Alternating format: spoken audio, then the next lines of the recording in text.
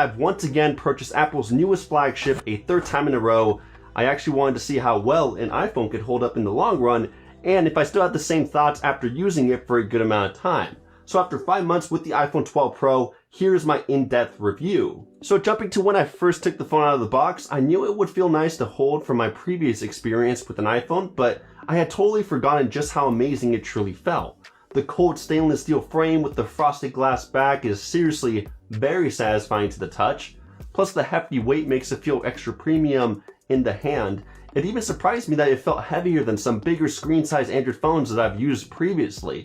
The smaller screen size also made it easy to use with one hand, and even though iOS isn't the friendliest software for one-handed use, there are definitely worse out there. For a bit of perspective, the size of the phone is very similar to the Pixel 5. If I would have gone with the bigger 12 Pro Max model, I would have had a harder time managing it with one hand since it's almost just as big as the Galaxy S21 Ultra, and that phone is massive. I also really love the blue colored back. Since the glass is frosted, it's not bright or overwhelming, it's subtle. Plus, aside from the camera module or Apple logo, it doesn't leave any fingerprints, so a lot of positives on the design. The display on the iPhone 12 Pro was also flat, and I saw it as a plus since I didn't have to worry about making any accidental palm touches, unlike other conventional phones with a curved screen. I felt a lot more confident when I set the phone flat on its face, and it never got any scratches because of the new ceramic shield that is being used on the front instead of regular glass. It made it a lot harder to break. Of course, it still used a case because you can never trust a naked iPhone on its own. Anyways, there were only a few minor things that I didn't enjoy about the design of the iPhone 12 Pro. Now, this may be a bit controversial, but I wasn't a huge fan of the boxier form factor with the flatter edges that allow the phone to stand on its own. I know, some people enjoy it since it's a throwback to the older iPhones, or they say it makes the phone feel easier to hold, but I just felt like the sharp edges were always pushing up against my fingers. Even on some dry days, it would cause enough friction to make it harder to maneuver my hands around the device. The sides, camera module, and Apple logo would also get extremely dirty real easily with any fingerprints or oily smudges. The camera module would also attract dust particles around the edges of the lenses, and the side buttons, even though they're clicky and have great placement, they're also hard to find at times being so flat, especially when compared to the Pixel 4a or OnePlus 8T. Now when I actually turned on the phone to unlock it, for the most part, Face ID was very reliable and unlocked very quickly. No matter if my face was an arm length away, up close, or off to the side, the only time it wouldn't work is when I wore a mask. And honestly, when you have smartphones that have an under-display fingerprint sensor, it makes you wonder, why didn't Apple just do that? It's just as safe to use, unlocks just as fast, you don't have to take off your mask, and they could have finally got rid of that massive notch at the top. I mean, just look at that thing. It's massive.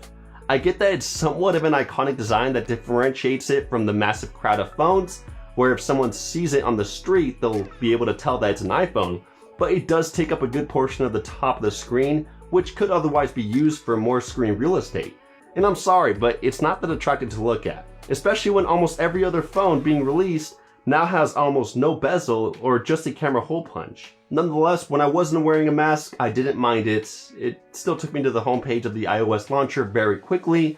Now, being a hardcore Android user, I do have a bit to say about iOS. Not really bad stuff, just things I would do differently or things I have missed when switching from an Android to an iPhone. But there are also a lot of positive things I loved using within iOS 14. Starting with the positives, I actually love the iOS launcher this time around. At first, when I started to use it back in 2018, I wasn't a huge fan of it because of how basic it was. But now after using it for a couple of months and with the new inclusion of iOS widgets, it's grown on me, and I kind of get it now. Sure, there are still a few things that grind my gears, such as not being able to change the grid size or only being able to drop 4 apps on the dock, but other than that, I'm enjoying the quick swiftness of immediately being able to see and open my apps quickly once I grab my phone. I also really enjoyed using the new widgets, and I think that in some ways, they're actually better than stock Android widgets. They may not be as customizable or have as many options, but they're a lot more consistent and fit in much better with the apps on each page. You can even stack them on top of each other, which not only saves you space, but also hides them so you don't have to show sensitive information when you're allowing someone else to use your phone. You can't do that on Android. With most stock Android widgets, a lot of them look outdated, and every single one of them has a different design, so your home screen just looks like a mess. You could use KWGT widgets, which is what I do, but let's be honest, the average Joe isn't going to find the time to figure that out, and it's also not that easy to get the hang of.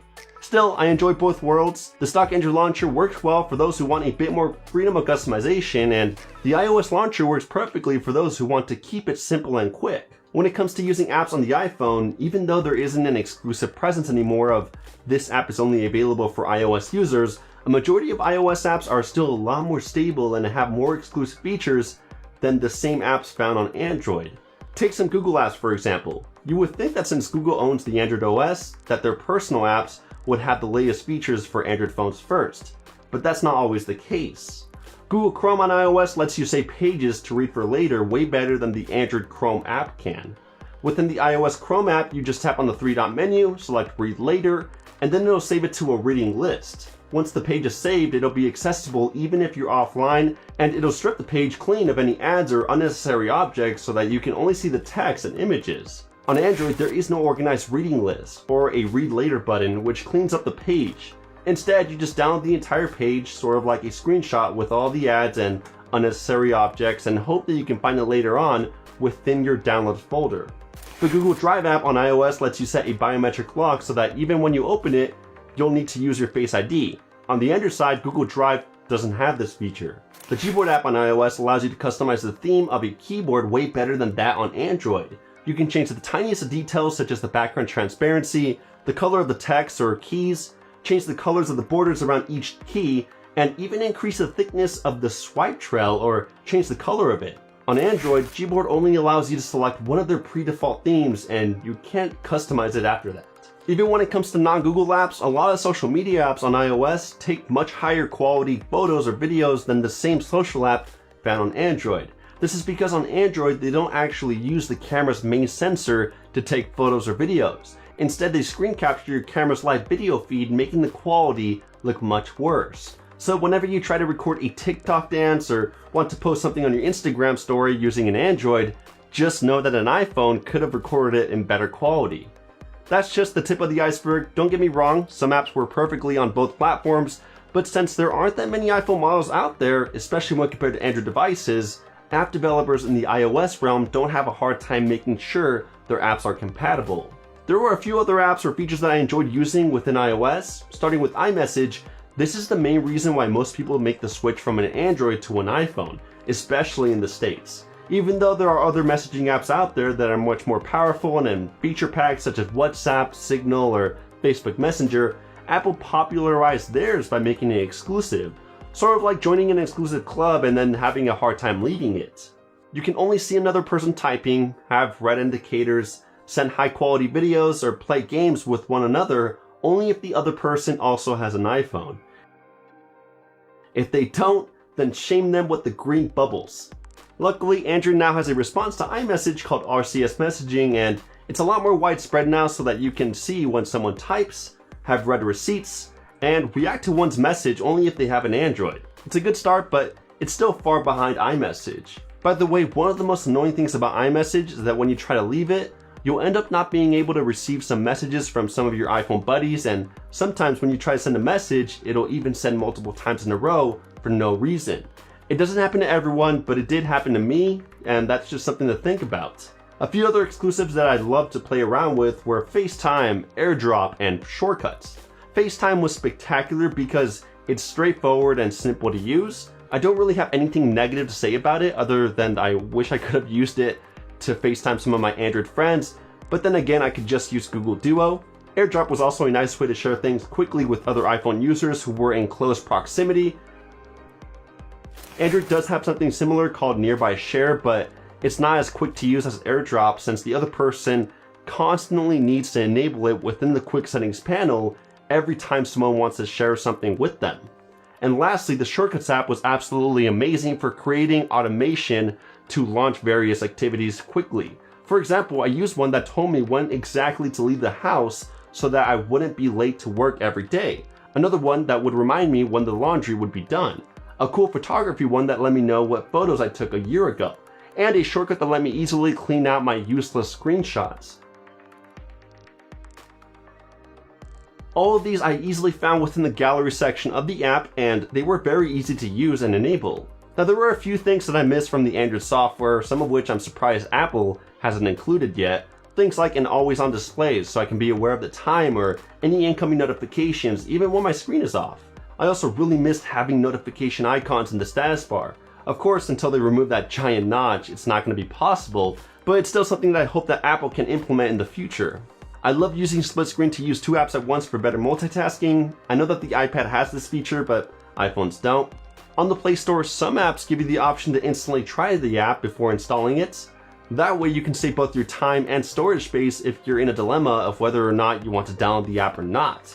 And even the option to change the launcher to a third-party one so that I could customize the home screen the way I want it to look. Those are most of the main features that I missed having, but of course every software has its own advantages and disadvantages. Overall, even though I really enjoyed using iOS, I eventually got bored of the interface, and I'm the type of guy who constantly wants to change things up a bit, but sometimes iOS wasn't cutting it at all. That's why I still choose the Android operating system over iOS, but I will miss a ton of amazing features found within iOS. iPhones are also really known for the cameras, and I gotta say the 12 Pro didn't disappoint.